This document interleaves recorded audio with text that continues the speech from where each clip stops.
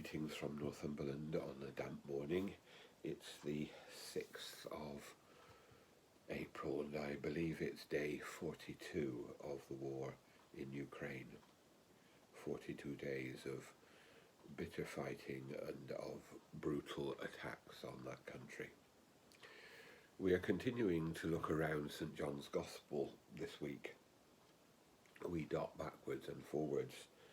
And there are two themes. One is the life and the hope that Jesus brings and our call to follow him and to worship him as illustrated in the story of Mary and Martha and Lazarus. And the other is of increasing conflict between Jesus and the religious leaders. In John chapter 8, verse 31, the gospel we have for today, it begins with Jesus saying a marvelous thing to us all. Jesus said to the Jews who believed in him, "If you continue in my word, you are truly my disciples. You will know the truth, and the truth will make you free." That's a marvelous statement for us all. They react badly to it because they say, "Oh, we are the children of Abraham. We're free already. We're not slaves." But Jesus is making an important point that we live in an enslaved world, a world that's been enslaved by sin and horror and war and brutality, and we see that with a pointed effect at the moment. We see the brutality of what is being done by Russia, ironically, in the name of Christianity. But we also know that that is in no way a Christian way to act. So we need to know the truth. We need to know the truth in our world about the things that are happening. And we need to know the truth about ourselves as people.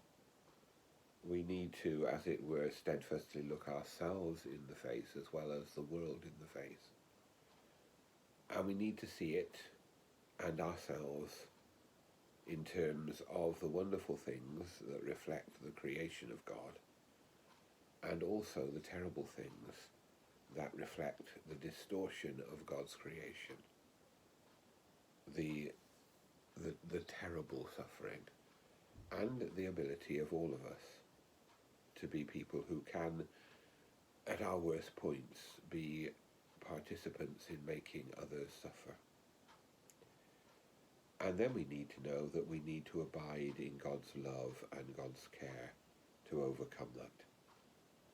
If we are to be really free, then we have to walk in the love of God today and every day. The truth can set us free if we seek to live in God's love and if we follow the way of Jesus.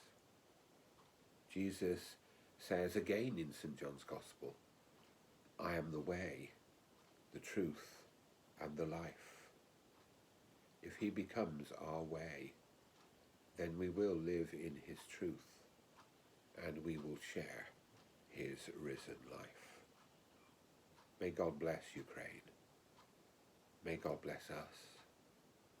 And may we know peace and truth and life as we follow the way of Jesus.